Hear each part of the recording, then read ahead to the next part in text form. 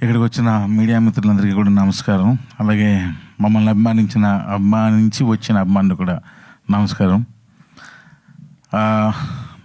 ఎప్పుడు వాయిస్ గట్టిగా వచ్చేది, ప్రొడ్యూసర్ అనుభూతికి వాయిస్ డల్ అయిపోయింది. ఎందుకంటే ఆ జోస్ తగ్గింది. అంటే తెలియదే ఉన్నాయి, సినిమా రిలీజ్ ముందు టెన్షన్స్ అన్నీ ఒకదాని తర్వాత ఒకటి నెత్తిమే పడుతూనే ఉన్నాయి. ఒకటి సాల్వ్ చేసేస్తున్నా, అయిపోతున్నాయండి. అయితే ప్రాబ్లం ఏంటంటే, అసలు నేను ఈ మధ్యకాలంలో థియేటర్లు చూస్తున్నా కదా, అసలు రావట్లేదు జనాలు అస్సలు.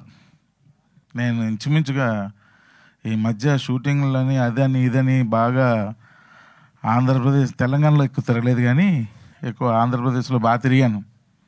అసలు రావట్లేదు, ఎందుకు అర్థం కాదు. అది ఎవరైనా సరే, ఏ స్టార్ అయినా రావట్లేదు. షోలు పడట్లేదు, మీకు తెలుసా? షోలు పడట్లేదు. సెకండ్ షోలు అయితే మ్యాక్సిమం తీసేశారు, క్యాన్సిల్, ఏం లేవు. ఫస్ట్ షోలు పర్వాలేదు వేస్తున్నారు. అసలు దారుణంగా ఉంది సినిమాల పరిస్థితి. నేను అంటే ఇది ఏదో చెప్పడం కదా, నేను స్వయంగా నా కళ్ళతో చూసా, వెళ్ళి థియేటర్కి వెళ్ళి. అంత దారుణంగా ఉంది సినిమా పరిస్థితి. ఇలాంటి సిచ్యువేషన్లో ఇంతమంది కొత్త వాళ్ళని పెట్టుకొని తీసిన సినిమా రిలీజ్ చేయాలంటే అసలు భయం వేసేస్తుంది. స్టార్స్కే రావట్లేదు, ఇంక మనకెవరు వస్తారని చాలా భయం వేస్తుంది నిజంగానే. 18th సినిమా డేట్ అనౌన్స్ చేసిన మాట వాస్తవం. ఆ రోజు ఫస్ట్ మేమే అనౌన్స్ చేసాం, కానీ దాన్ని మళ్ళీ 25th మార్చామంటే భయం, ఇదే భయం. క్రికెట్ మ్యాచ్లు బాగా చూస్తున్నారు, సాయంత్రం అయితే ఎక్కువ క్రికెట్ మ్యాచ్లు చూస్తున్నారు బాగా. అంటే ఇది నిజాలండి, అబద్ధాలు కాదు. సో అందువల్ల థియేటర్కి, అంటే ఒక్క క్రికెట్ మ్యాచ్ అని చెప్పను, కానీ మరి ఎందుకు థియేటర్స్కి రావట్లేదు జనాలు? మరి మనం వాళ్ళని అట్రాక్ట్ చేయలేకపోతున్నామా ఆడియన్స్ని? ఏంటో అర్థం కావట్లేదు. ఈ లాజిక్ ఏంటో అర్థం కావట్లేదు, రీజన్ ఏంటో అర్థం కావట్లేదు. సో 18th అని 25th మార్చమంటే ఇది భయం ఒకటి. రెండోది, ఆ రోజు ఇంచుమించుగా 4-5 సినిమాలు అనౌన్స్ చేశారు వెంటనే, 6 మూవీస్. పైగా వాళ్ళ పబ్లిసిటీ అది చాలా ఎక్కువ ఖర్చు పెడుతున్నారు. నా దగ్గర అంత డబ్బు లేదు, అయిపోయింది మొత్తం. అంత డబ్బు ఖర్చు పెట్టలేను. సో ఉన్న నా వాయిస్ని వాడుకునే నేను ముందుకు నా సినిమా రిలీజ్ చేయాలి, అంతకుమించి ఇంకేం లేదు. సో మరి ఇప్పుడు ఎందుకంటే, ఇంకా ఎప్పుడో సీజన్ వచ్చినప్పుడు రిలీజ్ చేయొచ్చు కదా అని మీరు అనుకోవచ్చు. ఇప్పటికే 2 years అయిపోయింది స్టార్ట్ చేసి. వీళ్ళందరూ అప్పుడు పెళ్ళి కాని పిల్లలు, ఇప్పుడు ఇందులో చాలామంది పెళ్ళిళ్ళు కూడా అయిపోయాయి. సో ఇంకా లేట్ అయితే పిల్లలు కూడా పుట్టేస్తారు. సో కాబట్టి ఇంక నేను వాళ్ళ మొహాలు చూడలేకపోతున్నాను.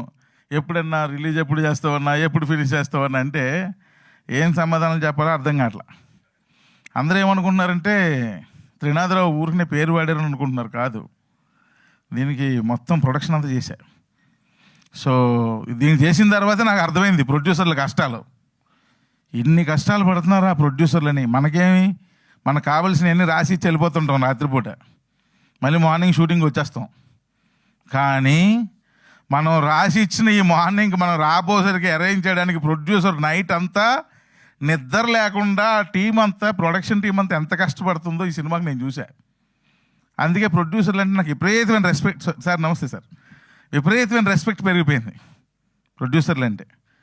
అప్పుడు అనిపించింది, నేనేందిరా యాక్షన్ కట్ట చెప్పేస్తున్నాను, నా వెనకాత నేను యాక్షన్ ఉదయం చెప్పాలి, కట్టు చెప్పాలంటే నైటు ప్రొడ్యూసర్లు ఎంత కష్టపడాలి అని విపరీతమైన రెస్పెక్ట్ పెరిగిపోయింది. ప్రొడ్యూసర్ల మీద విపరీతమైన అభిమానం పెరిగిపోయింది. సో అందువల్ల నేనే ఈ సినిమా అంత ఖర్చు పెట్టి పబ్లిసిటీ చేయలేను, అంత డబ్బులు లేవు, మరి అన్ని థియేటర్లు పెట్టలేను, అది కూడా పరిస్థితి. ఒకవేళ థియేటర్లు ఇచ్చినా పెట్టలేని పరిస్థితి. సో ఏదో కొన్ని థియేటర్లు పెట్టాలి, బాగుందంటే మౌత్ పబ్లిసిటీ స్ప్రెడ్ అయితే అప్పుడు జనాలు వస్తారు. ఇది ఒక్క నమ్మకం అయితే ఉంది. ఎందుకంటే మేము వయసుకు వచ్చాం కూడా లిమిటెడ్ థియేటర్స్లోనే రిలీజ్ చేసాం ఫస్ట్ సినిమా. కానీ అది అలాగా మౌత్ టాక్ స్ప్రెడ్ అయ్యి ఆ సినిమా ఆ రోజులో బాగానే ఆడింది. అదొక్క నమ్మకం అంతే. సో అలాంటి సిచ్యువేషన్లో ఉన్నాం ఇప్పుడు మేము. కానీ థియేటర్కి రండి, చూడండి, కొత్త వాళ్ళని అనుకోకండి. చౌర్యపాఠం అన్న సినిమా తీయడానికి గల కారణం కార్తీక్ నాకు చెప్పిన కాన్సెప్ట్. అన్న, నువ్వు ఎప్పుడైనా క్రైమ్ లేని ఊరిని చూసావా అన్నాడు. క్రైమ్ లేని ఊరేంటి, ఏదో చిన్న క్రైమ్ అని ఉంటుందిలే అబ్బా అన్న. అసలు క్రైమే లేదన్న, ఒక పోలీస్ కేసు కూడా ఫైల్ అవ్వలేదన్న ఆ ఊర్లో అన్నాడు. మరీ టూ మచ్ అబ్బాయికి, ఏదో చిన్న గొడవ లేకపోతే ఏదో ఒకటి ఉంటుంది కదా అని అన్న. లేదన్నా, ఒక క్రైమ్ లేని ఊరు, అసలు రికార్డ్స్ పరంగా ఆ ఊరు రికార్డ్స్లో అసలు క్రైమ్ లేదు, ఒక కేసు ఫైల్ అవ్వలేదు, అది ఇదని కార్తీక్ చెప్పాడు. నాకు ఇంట్రెస్టింగ్ అనిపించింది. ఏంటది అన్న అంటే ఏదో ఒక కేసు, ఒక రెఫరెన్స్ ఏదో చెప్పాడు. నిజంగా నాకు కార్తీక్ అంటే నిజం అన్నా, దాన్ని బేస్ చేసుకుని ఒక సినిమా చేద్దామన్నా అన్నాడు. చాలామంది చౌరీపాఠం అంటే ఇందులో ఏంటి డిఫరెంట్ దొంగతనాలు చేయడానికి ట్రిక్స్ అయిన నేర్పుతారా, అది ఇదని 100 డౌట్లు. కానీ కాదు, వాడి అవసరం వాడి దొంగతనం వైపు దారి చూపిస్తుంది. చేసే ప్రాసెస్లో వాడు ఒక పాఠం నేర్చుకుంటాడు, అది చౌరీపాఠం. అంతేగాని దొంగతనం చేయడానికి ట్రిక్లు ఏవో రకరకాలు రాస్తున్నారు, కాదు అవి కాదు. సో అలా కార్తీక్ నన్ను మోటివేట్ చేశాడు. నాకు ఎందుకు అనిపించిందంటే, ఇందులో ఒక టర్నల్ తవ్వి ఆ టర్నల్ ద్వారా ఇంకో దగ్గరికి వెళ్తే వాళ్ళు వెళ్ళే ప్రాసెస్లో అడ్డంకులు ఇవన్నీ సినిమా కదా. ఇది కొంచెం టెక్నికల్గా నన్ను కొంచెం ఇంప్రెస్ చేసింది. అదే ఎలా చేస్తారు ఈ టర్నల్స్ తవ్వి, మనుషులు అందులోకి వెళ్ళి, కెమెరాలు అందులోకి వెళ్ళి, ఇది ఎలా హౌ అని చెప్పి అంటే మా నాగేంద్ర ఆర్ట్ డైరెక్టర్, కార్తీక్, నేను, నిఖిల్ కూర్చొని అవన్నీ డిజైన్స్ అన్నీ ప్లాన్ చేస్తుంటే, అంటే నేను జనరల్గా ఎంటర్టైన్మెంట్ సినిమాలు చేస్తుంటాను, బట్ ఈ కైండ్ ఆఫ్ మూవీ నన్ను కొంచెం అట్రాక్ట్ చేసింది. అరే భలే ఉంది, ఇంట్రెస్టింగ్గా ఉంది, కానీ ఇవన్నీ మనం అనుకున్న బడ్జెట్లో అవుద్దా కార్తీక్ అంటే, లేదన్నా నేను చేస్తాను, నీకు ఎందుకు, నన్ను నమ్మన్నాడు. సరే అని చెప్పి నమ్మి, నాకు ప్రొడక్షన్లో ఫస్ట్ ప్రోడక్ట్ ఇలాంటిది ఇంట్రెస్టింగ్ దానిలో చేద్దాం అన్నది నాకు అనిపించింది. అట్ ద సేమ్ టైం దాని తర్వాత దానికి అద్భుతమైన లవ్ స్టోరీని రాశాడు నిఖిల్. చాలా బాగా రాశాడు లవ్ స్టోరీని. అంటే మరీ దాని టర్నల మీద వెళ్ళకుండా కొంచెం ఒక లవ్ స్టోరీ కూడా యాడ్ అయితే బాగుంటుందంటే అద్భుతంగా రాశాడు. సో సాంగ్స్ ఎక్సలెంట్గా ఇచ్చాడు డేవ్జాన్, బ్రహ్మాండంగా ఎక్సలెంట్. మీరు సాంగ్స్ చూస్తే ఎక్కడ విజువల్స్ చిన్న సినిమా విజువల్స్ లాగా ఉండవు, చాలా కష్టపడ్డారు వీళ్ళు. హీరో, హీరోయిన్, కెమెరామ్యాన్, కొరియోగ్రాఫర్, వీళ్ళందరూ అక్కడ అసలు 0 లెవెల్ ఆక్సిజన్ ఆ షూట్ చేసిన దగ్గర.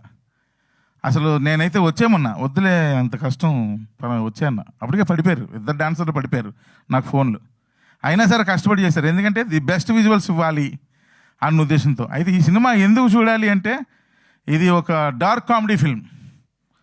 ఈ dark comedy film and at the same time చూడగానే చిన్న టెక్నికల్గా చిన్న ఇంట్రెస్టింగ్ ఉంటుంది. ఇందులో ఇంచుమించు 14 సెట్లు వేసాం. ఆ బెల్ కూడా సెట్టే, ప్రతిదీ సెట్టే. 14 సెట్లు వేసాం ఇంత చిన్న సినిమాకి. అంటే కొంచెం బడ్జెట్ క్రాస్ అయింది, అయినా సరే 14 సెట్లు వేసాం.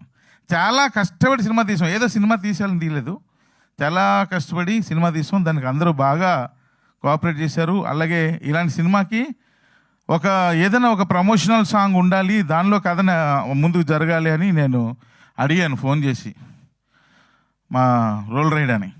ఒక్క సాంగ్ కావాలి అంటే అప్పుడు వెంటనే ఇమ్మీడియట్గా స్పందించి సాంగ్ ఇచ్చాడు. ఆ సాంగ్ ట్యూన్ వాళ్ళు చేసుకున్నారు, నిఖిల్ ఇద్దరే చేసుకున్నారు. చేసుకుని ఒకరోజు ఫైన్ డే నన్ను పిలిచారు స్టూడియోకి, నాకు వినిపించారు, బాగుందన్నాను. అంతే, నేను చేసింది ఏం లేదు, అంతా వాళ్ళే. ఇందులో పనిచేసింది అంతా వాళ్ళే చేసుకున్నారు. ఊరికి నేను నా మీద భయంతో, రెస్పెక్ట్తో చెప్తున్నారు. వెనకతలు నేను అన్నీ ఉండి పెద్ద చేసానండి, నేనేం చేయలేదు, అన్నీ వాళ్ళే చేశారు. లాస్ట్లో ఈ క్లైమాక్స్ ఒక్కటి నాకు నచ్చక రీషూట్లో 3 సార్లు చేశాను, నిజాలు చెప్పేస్తున్నా.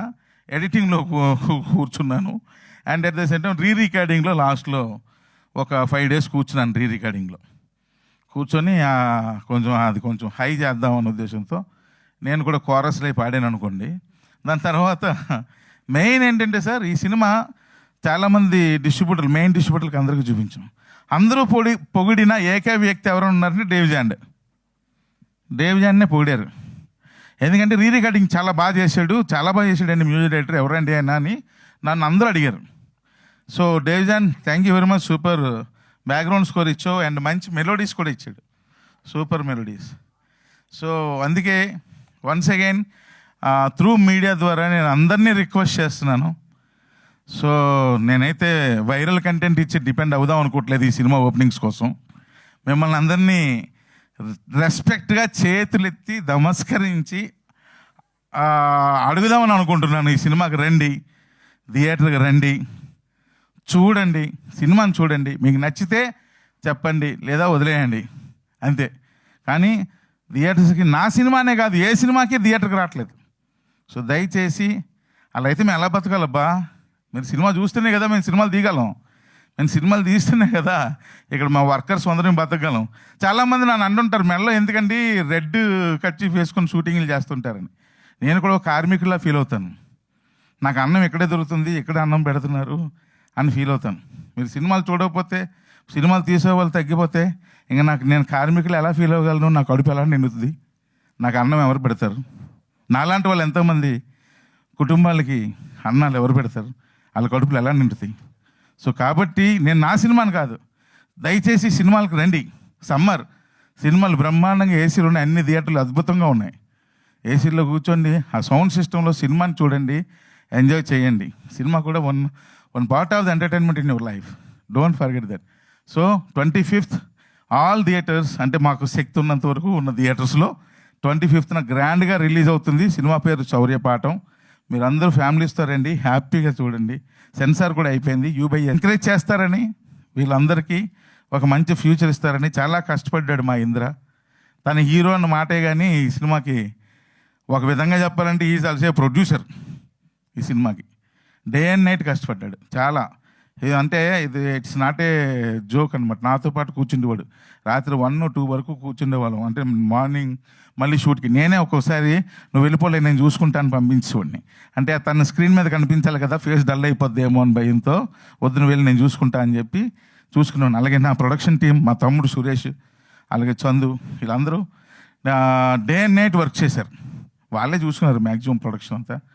అండ్ హీరోయిన్ ఈ అమ్మాయి కూడా చాలా బాగా చేసింది, ఎక్సలెంట్గా ఉంది సినిమాలో. అండ్ వాళ్ళు నాకేంటంటే ఈ సినిమాలో మనోడిది ఒక కైండ్ ఆఫ్ రైటింగ్, ఒక డిఫరెంట్ రైటింగ్ స్టైల్ అయింది. అది బాగుంటుంది. ఒక అంటే రెగ్యులర్ రైటింగ్ స్టైల్ ఉండదు అయింది. సో చాలా బాగా రాశాడు నిఖిల్. సో ఆయనకు రాసినట్టుగానే వీళ్ళిద్దరూ ఎక్సలెంట్గా, వాళ్ళిద్దరి మధ్య కెమిస్ట్రీ బాగా వర్కౌట్ అయింది, బాగా చేశారు. అలాగే యాక్ట్ చేసిన ఆర్టిస్టులు కూడా, మ్యాడీ ఎరక్కొట్టాడు, తను ఇంకా ఉన్నారు. ఈరోజు ఇక్కడికి రాలేదు కానీ ఇంకా ఆర్టిస్టులు ఉన్నారు. సో వాళ్ళందరికీ బ్లెస్సింగ్స్ ఇవ్వండి. సినిమాని చూడండి. మా సినిమానే కాదు, సినిమాలు చూడండి థియేటర్కి వెళ్ళి. ఎస్పెషల్లీ 25th శౌర్యపాఠం చూడండి. సో చూస్తారని మనస్ఫూర్తిగా కోరుకుంటూ సెలవు తీసుకుంటున్నాను. Thank you very much.